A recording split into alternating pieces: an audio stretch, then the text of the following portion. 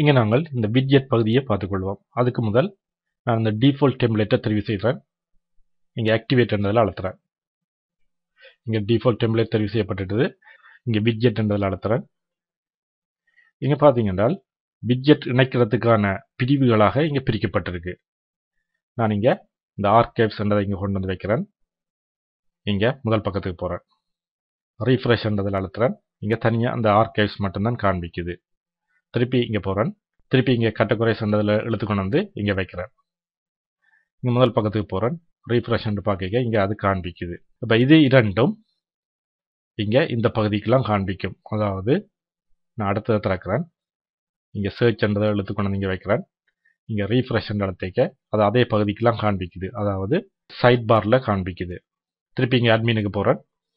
இங்கே இன்னொரு தெரிவு இருக்குது. ஃபர்ஸ்ட் ஃபூட்டர் விட்ஜெட் ஏரியான்னு இருக்குது. அடுத்த செகண்ட் தேர்ட் ஃபோர்த் இருக்குது. இப்போ உதாரணத்துக்கு நான் அந்த ஃபர்ஸ்ட்டு அழுத்துறேன். இங்கே டெக்ஸ்ட் என்றதை தெரிவு செய்து இங்கே வந்து வைக்கிறேன். இங்கே ஏதாவது எழுதிக்கொள்கிறேன்.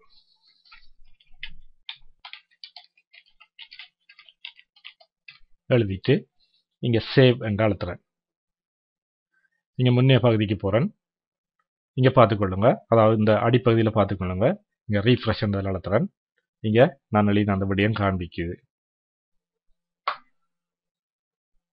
செகண்ட் என்றதை திறக்கிறேன். இந்த லிங்க்ஸ் என்றதை எடுத்துக்கொண்டு வரேன். நீங்கள் எதையும் இங்கிருந்து எடுத்துக்கொண்டு வந்து வைக்கலாம்.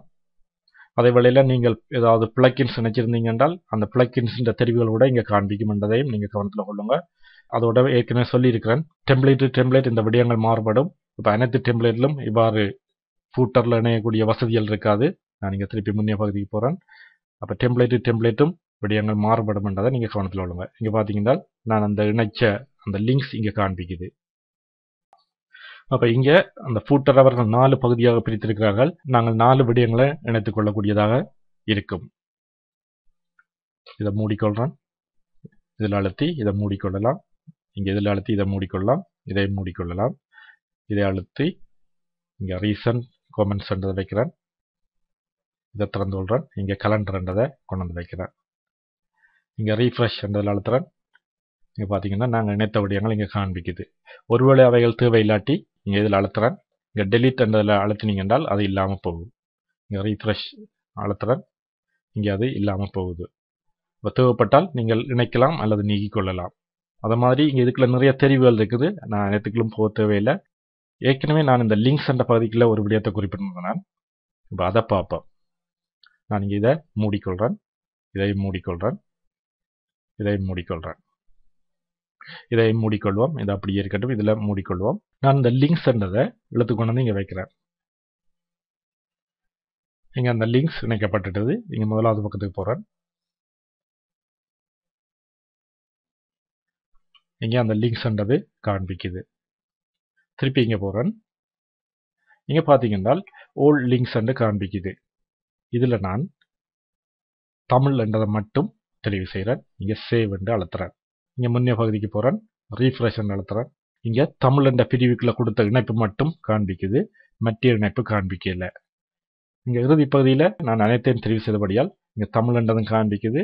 அந்த டிஃபால்ட்டாக இணைக்கப்பட்டதும் காண்பிக்குது.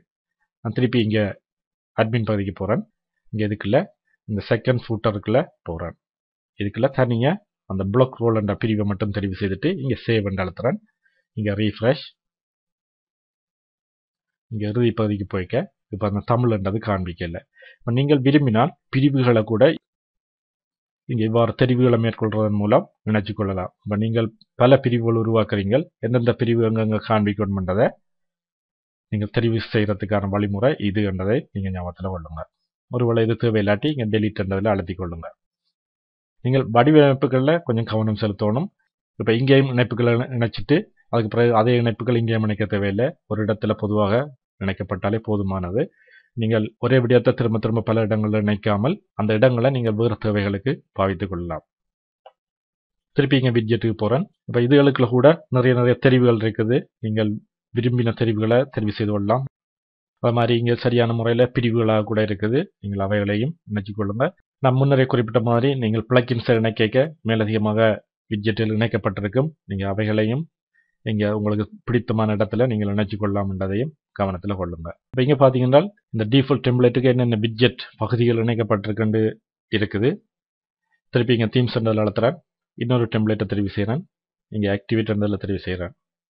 திருப்பி இங்கே அப்பியரன்ஸ் என்றது பகுதிக்கு போய் விட்ஜெட் என்றதில் அழுத்துறேன். இங்கே பார்த்தீங்கன்னா இதில் வேறு தெரிவுகள் இருக்குது.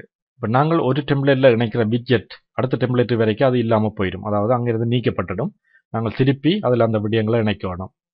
இங்கே பிரைமரி செகண்டரி என்று இருக்குது. அடுத்தது பொட்டம் கண்டென்ட் 1 2 என்று இருக்குது. மற்ற ஃபூட்டர் சைட் பார் என்று இருக்குது.